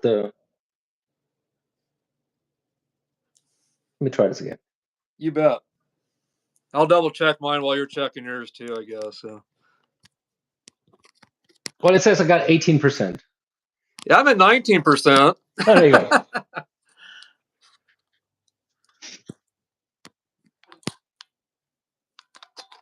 I think mine's working. So anyway. So what do you got planned for the rest of your day, Martin? It's a Sunday, so I'm kind of taking it a little easy, spontaneously. Okay. We're probably gonna go out a little bit more. But when you're out, do people recognize you, Martin, at all, or do they? Funny enough, I got recognized one time riding my motorcycle. Oh yeah. By another rider. Okay. So you do own a motorcycle then? Okay. I do, yeah, absolutely. What do you own? What do you got? Well, it's a 1100 Honda Shadow. Okay. But it's a cruiser, and it's made in America. And and all people always say it's nice Harley. So I call it my Honda Davidson. Honda Davidson, yeah. Yeah. And but yeah, I've rode it all the way down from Nashville to Miami. Wow. I've ridden up from Charleston to South Carolina to Chicago. Wow. So I ride it mostly in the summertime. So right now it's probably a little chilly. Yeah, I was gonna say today's probably not a good day to ride it, I suppose. Not with the temperatures right now. It was sunny, but it wasn't really the nicest temperature. You know, like they say, it's like that there's cold and then there's motorcycle cold. Yeah, sure. Do you ride? You know, I did when I was younger. I used to ride dirt bikes. Okay. When I was younger, I used to ride a lot of dirt bikes. Skateboarded. I did like BMX bikes, you know, the freestyle stuff, and rode motorcycles. Did it all when I was younger. Mm-hmm. So, did it all. But then when I started working more and stuff, I kind of got away from it and just focused on music and stuff. So right. But no, it's something I'd like to do again. I'd like to pick up some kind of a bike and start riding again eventually here, I think. It's been on my mind anyway. Mm-hmm. So I thought about it, definitely. Yeah, it's definitely a great outlet. It is, and I miss it. I really do miss it. So I really do miss it. Yeah. I know my dad always wanted to own an Indian motorcycle. Yeah. Have you ever thought about that? What do you think about the Indian motorcycles? Oh, they're great. Actually, the motorcycle that I wanted to have was a Victory, and they belong to the same company. That's Polaris. Okay. And Polaris owns Indian, and they also owned Victory, and those two factories were actually next to each other. Okay. And I was like, my next bike, that's what it's gonna be. I even went for a test ride at the store. And at some point they said, Polaris decided, yeah, we don't need two different motorcycle brands. We're just gonna focus on Indian, and we're gonna retire the Victory line. Okay. And I was like, that sucks. Because there's something about you know how the Indians looked at the shape of the tank, and so it's very bulky. The whole bike looks a little bulky, and I mean it's a great look, but I really like the Victory Vision was one, and they were a little bit more streamlined. They looked a little bit more slick. Okay. And it was just a different kind of bike that I liked from the styling here, from its styling. And so I was like, oh, this is gonna go. But now that it discontinued it, I'm not gonna buy one like used, because you never know how much longer you kind of get spare parts and stuff. So I'm not too sure. Sometimes I think about getting a Harley, but then I feel like they're honestly a little overpriced. I was gonna say they're a little overrated, I think. And so I'm actually happy with my Honda. Well, yeah, nothing wrong with that then. It's very reliable. It gets me. I've never had any issues. Good. And so I'm sticking with that. And honestly, the wind in my face feels just the same whether I ride a $5,000 or a $50,000 bike. That's right. That's right. As long as it's comfortable and it works well for you, I just stick with it. So yeah, that's what I did. I upgraded the seat. Oh yeah, okay. I put a nicer seat on it, and then that makes it much better. Okay. Freshana, you're asking how you can DM me. DM me on Facebook if you got Facebook. If not, you can email me at tdhkarmy1 at yahoo.com, which stands for, of course, Kiss Army. So, but either DM me on Facebook at my Troy Harper Facebook page, or email me at tdhkarmy1 at yahoo.com with your answer and your address. So, again, thanks for participating on that for Shenna. So, very good. So, thank you, congratulations, you got it right. Yeah, man. So, I want to see if there's any questions I've missed wanting to ask you, and I don't want to keep you much longer, Martin, because I know you got things you want to do, I'm sure, today. So, but I did want to ask you about Darkseed, actually. Mm-hmm. Are they still around? They are not. They're not around anymore. Okay. No. Okay.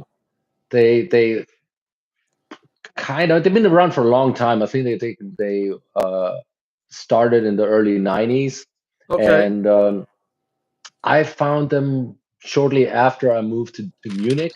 So I moved to Munich, and then I started looking what bands were looking for a bass player, and they had an ad out. I auditioned, got the gig, and it was a great. It was actually my first band that I joined that had a real record contract. Okay. So that was a step up in my career, and so that was like the first tour I went on, and then we played some bigger festivals, like bigger crowds, like the crowd started to become like 4-digit and 5-digit sizes.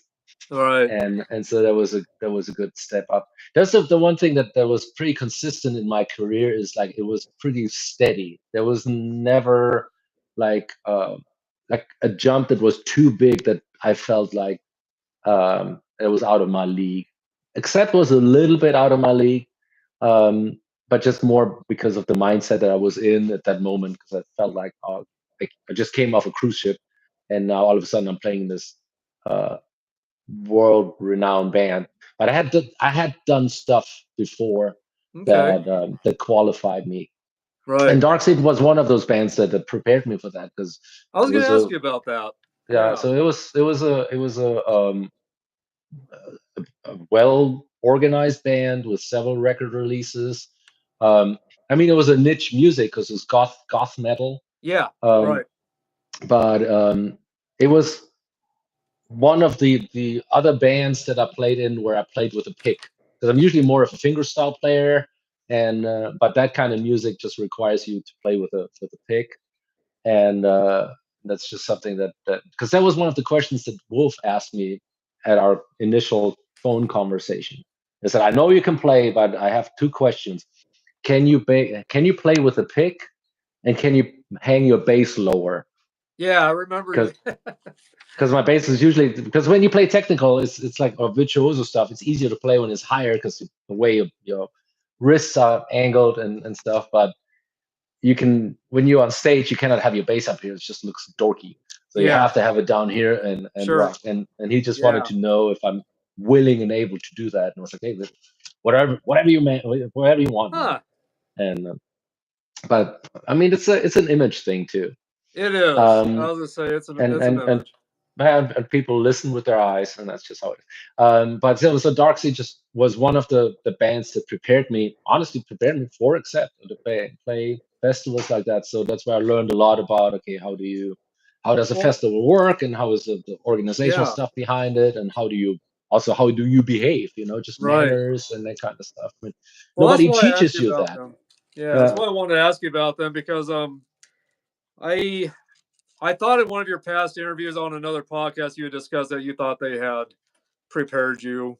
And Uli John Roth, wouldn't you say he's probably one that kind of prepared you more for some future work too? Oh, absolutely. That was another one where I thought, ooh, this is a high step to take. Do you think you'll ever tour with him again or do anything with him down the road? It's possible. We chatted.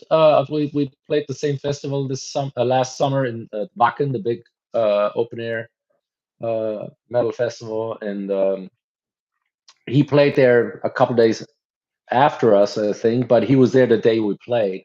Huh. And so during the afternoon, he was sitting there backstage and at catering, and I walked up and today I was, and Wow. and then on the recent European tour, he also played at that festival. He played in Mallorca, the Spanish island, and there I went up to him and said, "Excuse me, sir, can we take a photo?" And of course, he gets like selfie requests all the time, and he's like, "Yeah, yeah, okay, of course." And then he turns around and looks at me like, just Wow. points at Wow. me when he recognized me. So we have a good relationship, Good. and I would love to play with him again. It's a scheduling issue Yeah. at this point. Sure. If it happens again, I would love it. I mean, I did 3 tours with him, and it was Yes. Right. always extremely inspiring. So I learned so much from him, of course, musically, but also spiritually. He's a very spiritual person. Okay. When you go to his concerts, he always has or very often he does the Sky Academy, what he calls it, in the afternoon, which is basically his guitar workshop. But it's not just about playing, but also how he mentally approaches music and how he almost sees music.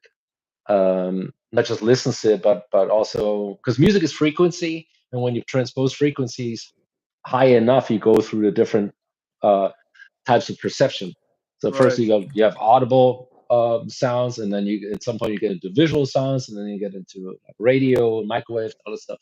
And so basically, you can take every note and you can transpose it through the octaves, and at one point you end up in the visible range, and then you can connect certain notes to certain colors, and that's part of the concept that he has, and so it's a really interesting approach about how much energy also different notes have, and that's why some keys sound different compared to each other, like more Right. intense or more sad or more happy or more Sure. energetic, Right. and he has a really good approach on that. So that was very inspiring to Yeah. learn from Wow. him. Well, he's definitely, yeah, he's one of the guitar gods in my book. Oh, Definitely. absolutely. Yeah. Yeah. And Uli and Richie Blackmore are the two of Wolf's 2 main influences. So Oh that's yeah. I think that helped me a lot. Besides being a German and being local, and but so having played with Uli was like, okay, I should at least check this guy out. Right. Right. Hello, Robert. Thanks for coming on. How? Another question I want to ask you: what do you enjoy more? Do you enjoy playing the big festivals or the smaller venues, or do you like them both or equally? Or what's it like to be on stage compared? Well, like what's it like to be on stage with these big festivals compared to what's it like to be on stage in a smaller venue for you? Do you get the same rush, or do you? I always get the same rush, that's for sure. It's like asking, would you like better, coffee or beer? I Yeah. mean, it's like it's a certain thing at a certain time, and they're both great. Um, I think the festivals give you more of a sense of accomplishment, because it's like if you stand in front of 80,000 people, that's a direct reflection of, wow, I can't believe I made it this far. Wow. So What's the it's biggest audience you guys have played to, do you think? well, with me it was probably Wacken last year. Okay. Which was around what? I think officially the number is 85,000. Oh wow. Wow. It looked like it was more. That's amazing. But I mean, at some point it doesn't even matter if it's like, it sounds so weird. When people told me that, saying, "Yeah, you're full of shit." So you're not more nervous. You don't get more nervous being in front of an audience that big, or do you still feel pretty comfortable no matter what size the audiences are? Almost the funny thing is, sometimes the smaller audiences make you even more nervous. Really? Like you're so like, because you're so especially close. Yeah. Exactly, and especially if it's the people you know. Yeah. Because you really want to impress them, you don't want to disappoint them, and you know you'll get a feedback. You know, if it's like 50,000 anonymous people you'll never see again. That makes sense. But if it's like, if your parents are there and your girlfriend's there and your best friends like from older bands and stuff, and then you're like, I'm gonna hear about this afterwards, so I better put on a good show. Sure, that makes a lot of sense. That really does. Makes a lot of sense. Well, I know, God, I'll just, I've seen a lot of concerts over this year, and I tell you what, your guys' show was probably one of my favorites this year. Definitely, it made it more fun for me and more enjoyable seeing you guys having so much fun on stage. That's and being great. so close and personal, seeing that, getting to see your guys' faces, and just being right there with you guys, getting to see it all up close, seeing you guys having a good time, and all of you guys smiling, and it just made it more enjoyable for me. I know for That's sure. cool. No, and it is authentic. I mean, when we smile at each other, I mean, there's a lot of stuff is choreographed, and we have our little ballet dances. Yeah, So like, I love all that. But when we look at each other and we're having a good time with each other, then it's authentic, and Yeah. I don't think you can fake that. No, you can't fake that. There's no way. And I love the way you guys dress on stage. I love the black leather and all the black. I wish more bands still dress that way. It's one thing I miss about the '80s. I miss all the stage outfits. Mm-hmm. So seeing you guys dress the way you guys do and look the way you guys do on stage, it really brought me back to being a kid again.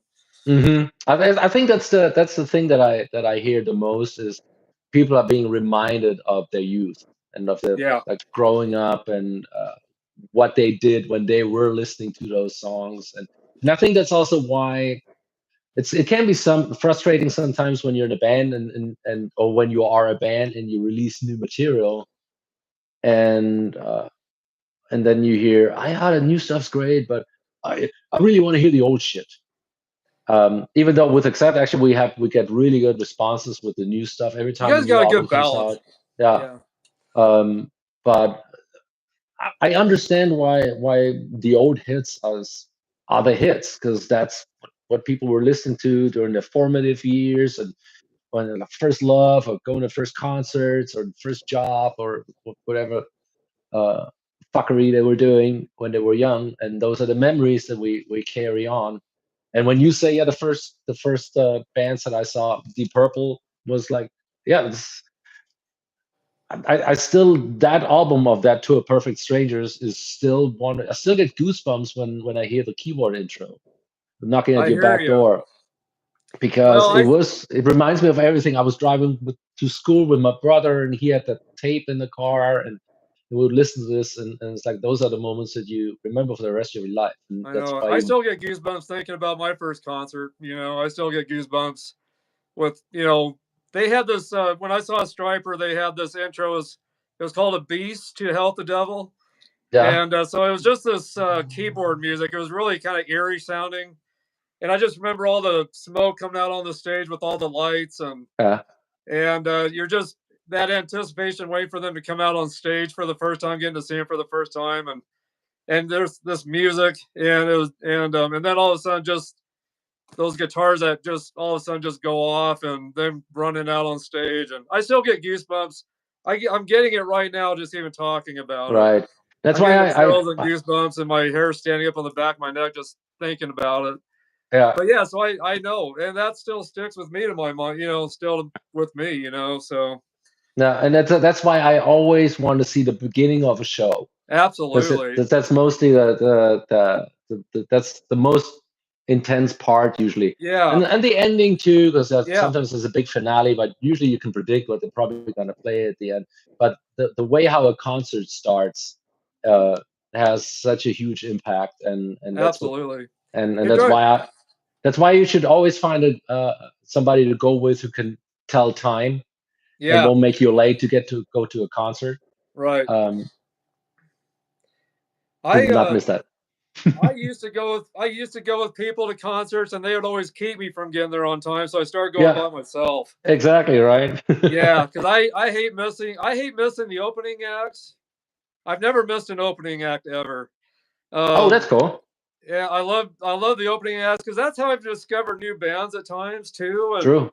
And it drives me nuts when people show up late at concerts and you're standing there trying to enjoy the show and you got people walking in front of you trying to get to their seats Right. and but yeah, the beginning of the show is the most important part to me. I And I agree. just don't know how people can not want to be there at the beginning of these shows and Nope. everything. Totally agree. I just don't get it. So I wanted to show you my old jacket. This is my old high school jacket. Okay. I'm one of those guys that wore the jackets with all the patches and Very nice. everything, but I've got my accent patch on here right there. Very nice. So wanted to show you that. Yeah. That's awesome. Do you have wish any I could autographs fit in on it? Still. I don't fit in it anymore. It's too small. Oh. But I still hold on to it. Of for all the course. memories. So, well, guys, Martin, I've really appreciated all this time today, and all Thanks you for guys that are having me. following me, stick around because I'm going to throw some more trivia for you guys. So don't go anywhere. But Martin, I don't want to keep you anymore. Thank you for having me. What's that? Pleasure and an honor. Thank you for having I me. It know was you a wanna pleasure get and an out honor. Go out and eat or something with your girlfriend there and stuff. And how did you guys meet, by the way, if you don't mind me asking? Oh, well, in Nashville, Okay. roaming around the sort of the same circles, and then she came to our Accept show, and we started talking, and then the rest was history. Nice.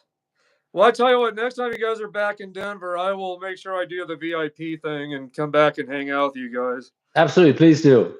I will, and we'll have to definitely. Well, I want to stay in touch with you, definitely, buddy, and I would love to smoke a cigar with you down the road. Well, I do have one here. That's actually one that my girlfriend brought from Cuba when she was there last year. So it's but I don't want to smoke in the sure in the room. So I picked a special cigar today. It's the Opus X. Okay. And this is a cigar I've had in my humidor for the past 2 years. But it's the Fuente Opus X Perfection #2.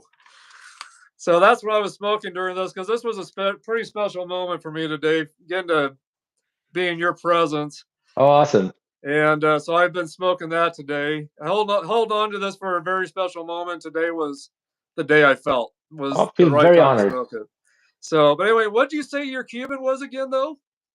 I would have to ask her where she went. It was she took a tour, and then they had it made there. I actually went to a cigar factory in the Dominican Republic one time. Oh wow, I bet that was incredible. That was very interesting too. So I can dig it. Nice. So would you consider yourself somewhat of a cigar guy then, or? I had been in the past more. Okay. But it's been a while. Okay. Well, that's all right. What is it called? Vinales, Cuba. Vinales is she tells me what it was. Yep. Wow. Does it say something? Cool. Is it? Very cool. Very cool. Well, gosh, Martin, I hope you've been enjoying this today. Absolutely, it was a pleasure. I'll drink to that one more time with my rough start. Oh, yeah, cheers to you, buddy. I'm cheers. so sorry for the rough start today. I really. That's why it's live. I know. I feel terrible that happened in the beginning. I'm glad we made it work. Really glad we made it work. So. Absolutely. But yeah, I know I missed your birthday in November, so I want to definitely send you something in the mail. Oh, thank you. I wasn't home. Late birthday gift. And also just to thank you for what you've done here today for me and taking time out of your busy schedule to hang out here a little bit in Kimball, Nebraska, and here at Harper Cigar Lounge. And yeah, this town, I was going to tell you, this town I'm in, it's only like shy of 2,500 people. It's very small. Okay. And I manage a grocery store here. I run a grocery store, and I'm the only store in town that is here. And we got a lot of towns close to us, around us. We're close to Denver. We're only a couple hours from Denver. But I sell cigars at my store and sell a lot of stuff that you just don't see every day. Since we got a lot of people that travel through here and stuff that stop in and everything. But that's what I do. And I started doing these podcasts 2 years ago. And I kind of started doing it in the honor of my dad. My dad always wanted to be a DJ or, work in radio and all that. Mm-hmm. And so I'm kind of getting to live out his dream a little bit doing this. That's awesome. But yeah, I appreciate you so much, Martin, and you're a hell of a guy. I tell you what, man. Oh, I'm honored. Thank you so much. Thanks for Yeah, having me. I enjoyed this a lot. Let's do yeah, this again.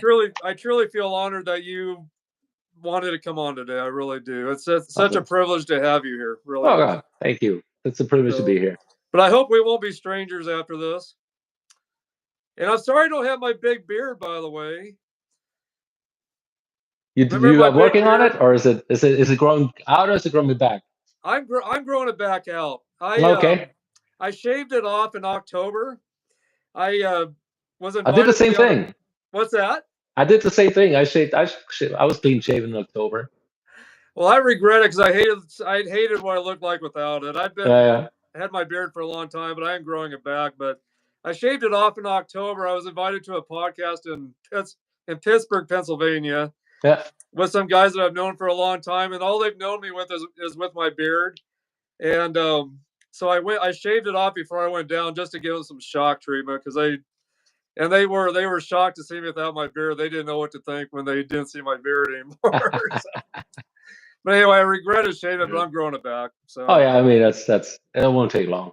No, not at all. So, but anyway, but that's how we got to know each other, is by you recognizing my beard.